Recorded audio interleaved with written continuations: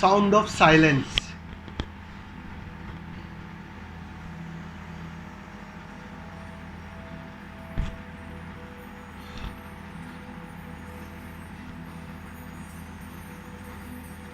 मौन सबसे अधिक बोलता है, 24 घंटे बोलता है, वो चुप रह नहीं सकता। जानने वालों ने उसे अनाहत नाद कहा है। बिना किसी चोट जो बचते ही रहती है, इसी को अनाहत नाद कहा। नानक ने जिस ओमकार की बात कही है, उसी को अनाहत नाद कहा है कि बज रही है, हर पल बज रही है, अभी भी बज रही है, लेकिन तुम्हारे शब्दों और तुम्हारे विचारों के कारण तुम उसे पकड़ नहीं पा रहे हो, तुम उसे सुन नहीं पा रहे हो, चूक रहे हो। साउंड ऑफ साइलेंस, तुम चूक रहे हो।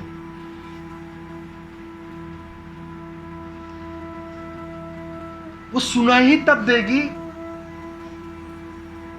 जब मन तिरोहित होगा। वो सुनाई तब देगी जब तुम्हारी बेचैनी चली जाएगी। ये ध्यान का परिणाम होगा। तुम जो ध्यान करते हो, ध्यान के माध्यम से वो परिणाम आएगा कि मन और बेचैनी और शब्द तीनों चले जाएंगे, और जो मौन बचेगा या जो साइलेंस बचेगा, उस साइलेंस के अंदर एक ऐसी ध्वनि जो बज रही है, बिना वजह बज रही है, वो ओमकार के जैसी ध्वनि है। ओमकार है ऐसा मैं नहीं कह रहा हूं, उसके इर्द गिर्द, ओम की ध्वनि के इर्द गिर्द उसकी ध्वनि है, उसकी रणकार, उसका जो साउंड है वो ऐसा कुछ साउंड है जो साइलेंस का साउंड कहा जाता है। तो वो ध्यान की उपलब्धि है। तो स्वामी जी, तुम ध्यान करो,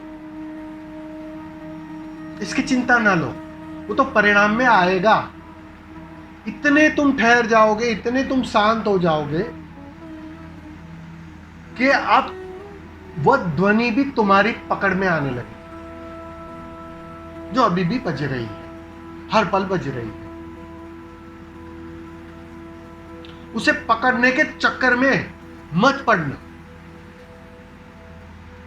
कि वह साउंड बजे, उसके चक्कर में मत पड़ना, क्योंकि वह जो चक्कर है ना, वह भी मौन को लाता नहीं है, विचार को बनाए बनाए रखता है। तुम निर्विचार हो नहीं पाते, क्योंकि तुम्हारा जो ध्यान है वो बना रहता है उस विचारों में कि मैं पकड़ूं उस ओमकार की ध्वनि को। वो कभी सुन नहीं पाएगा, ये मैं दावे से कह रहा हूं। इसी विचार को लेकर तुम निर्विचार नहीं हो सकते हो। इसी ध्वनि के साथ तुम उस साइलेंस में प्रवेश नहीं कर सकते। चिंता छोड़ो उसकी, हम लोग परिणाम की अत्यधिक चिंता लेते हैं। अगर गौर करोगे ना, तो ये जो ज्यादातर प्रश्न है ना, वो परिणाम की चिंता के प्रश्न है। जैसे अभी 2-3 प्रश्न पहले किए, या पहले भी कभी प्रश्न जो हुए, जरा गौर करना प्रश्न पर, वो परिणाम की चिंता के ही प्रश्न है। और कृष्ण ने अर्जुन को क्या कहा था कि भैया अर्जुन, तू परिणाम की चिंता मुझ पर छोड़, तू इस झंझट में ना पड़। तू तो अपना कृत्य कर, जो अस्तित्व करवा रहा है उसमें बैठ, उसका कर्ता ना बन, उसको देखने वाला बन, साक्षी बन और उसको घटने दे। जीतना हारना सब मेरे हाथ में, तू उसकी फिक्र ना कर, तू परिणाम की बिल्कुल ही कतई चिंता ना, क्योंकि वह चिंता में ही तुम एक नया उपद्रव खड़ा करते हो, वो तुम्हें नहीं दिखाई पड़ रहा है। तुम शांत होने की कोशिश में एक नई अशांति खड़ी करते हो, वो तुम्हें दिखाई नहीं पड़ता है, बेचैनी बनी रहती है। ऐसा ही कुछ होता है जब तुम परिणाम की चिंता करते हो। तो ये परिणाम है स्वामी जी, उसकी फिक्र ना करो, वो आएगा, वो अनाहत नाद भी आएगा जीवन के अंदर, परिणाम में आएगा। तुम तो बस अपने प्रयोग पर ध्यान दो, अपने जीवन पर ध्यान दो, एक सरल साधारण व्यक्ति की तरह बहो, तैरो मत, बहो। वो बहना एक दिन इस परिणाम में भी ले आएगा, इसकी फिक्र ना।